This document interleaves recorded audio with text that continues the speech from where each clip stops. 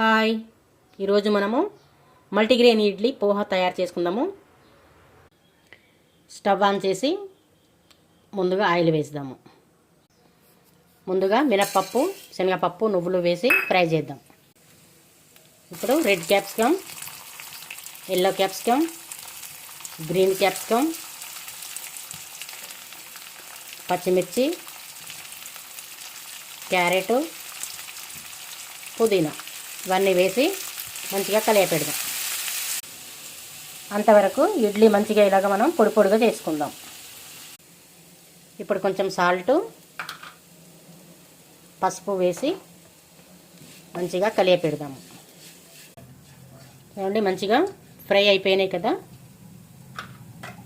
ఇప్పుడు మనము పొడి పొడిగా చేసుకున్న ఈ మల్టీగ్రెయిన్ ఇడ్లీ రవ్వను వేసి మంచి కలియపెడదాం. ఇడ్లీ